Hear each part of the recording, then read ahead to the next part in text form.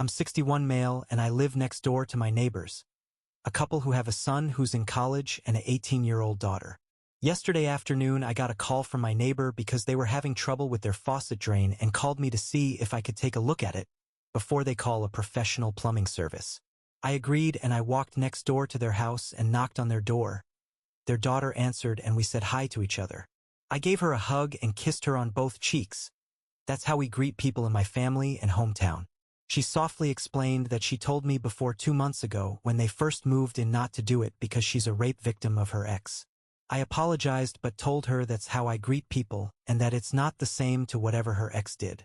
She tried explaining further about why I shouldn't, but I told her we would talk later since I had to see her mother and father. We had a little luck with the sink, but I told them they should call a professional likely, and I gave them the number of my plumber so they could use him.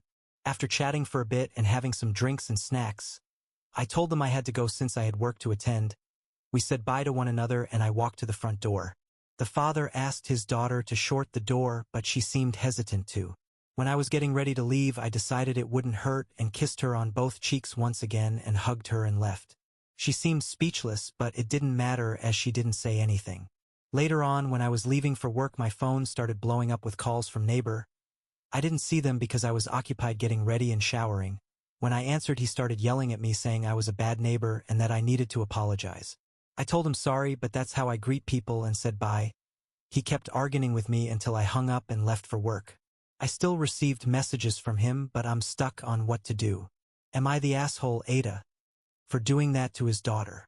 I decided the next time she is home alone, I will go next door and apologize through a marriage proposal. I want to marry her and have her understand the importance of getting pregnant and raising a baby. She can live in my house and be a stay-at-home mom. Now we move to the next story.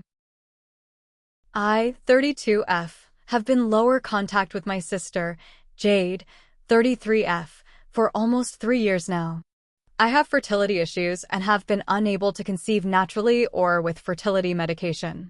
When Jade was pregnant with her third child, I had ended my time on a fertility medication. At that time, I was upset to be at the end of another option in my fertility journey. Jade sent me a text a couple of days after I finished and bluntly asked me if I was pregnant yet. The text came from nowhere and the tone felt very harsh. But we had been close, so I tried to give her the benefit of the doubt, and I told her unfortunately no, but it wasn't the end. She came over to my house later that day and told me she was pregnant again, her third child, and that I should quit making a big deal out of having kids and just be grateful that I get to spend time with her kids. She said she had been ready to announce her pregnancy the day I had ended my time on the fertility medication, and then Mom goes and asks me about it in the family group chat, which is for the two of us and our parents. I told her I had no idea, and if she had wanted to announce, I wouldn't have blamed her. She said I might not have, but everyone would have thought she was selfish and insensitive. She told me I should just accept I'm meant to be a babysitter, not a mother. She told me to feel lucky for what I had and embrace it, and I could be useful to her my husband, and I babysat a lot for Jade and her husband.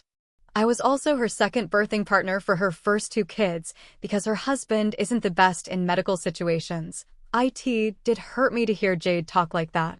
But I didn't want to think the worst of her, and I asked her if she was okay, if anything was wrong, and she made it so clear that she really didn't care about me and saw me as a useful tool, babysitter, instead of a person who had her own stuff going on.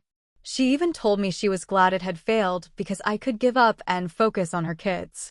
At that point, I pulled way back, and we're no longer close in any kind of way.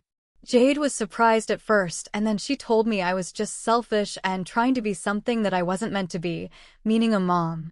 My parents were upset with what Jade had said, and they asked her to apologize to me, but she never has. She defended her stance and said I could be of better use. When our parents told her it was so wrong to talk to me like that, she said it's fine, and I was never that great of a babysitter anyway, and they're better off without me. My husband and I are still trying to get me pregnant. But we're also focusing on staying mentally healthy through it all, and I prioritized therapy for a while after the breakdown in my relationship with Jade. A few days ago, Jade texted me and asked me to babysit her 4 kids. 2 were in school, so I'd need to pick them up after school, and the other 2 I was supposed to have all day. She said she had some kind of doctor's appointment, and our parents said no. I replied with a simple no. She texted back that I needed to do this and she couldn't bring her kids to the hospital with her. I shared my previous response of no and left it there. She told me I needed to fucking step up and she had to reschedule a few times already because she has the kids so much and she needed to go and couldn't have them with her. Where I might be TA as I sent a longer reply this time, and I told her she should feel lucky to have her kids and be grateful she has all that time with them. Using her own words against her after 3 years. Jade went nuts after that, but I ignored every text and didn't read most of them. But she told me it wasn't the time and a hospital appointment is a big deal. Now we move to the next story.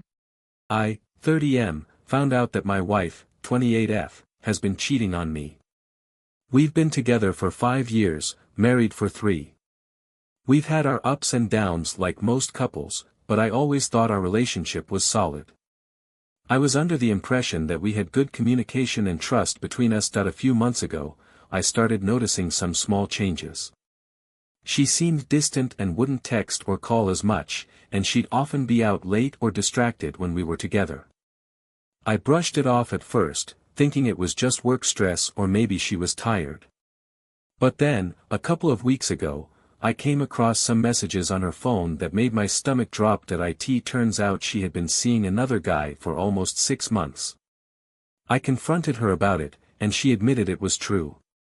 She said it was a mistake and that she never meant for it to happen, but she felt emotionally neglected by me, which was her excuse for seeking attention elsewhere. To be honest, I don't know how to feel right now.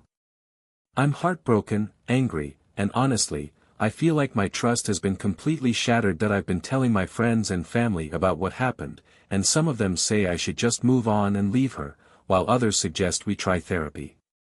But I just don't know if I can get past this. I'm having a hard time figuring out whether I'm overreacting by being so upset or if my feelings are completely justified. Am I the asshole for being so angry and hurt about her cheating?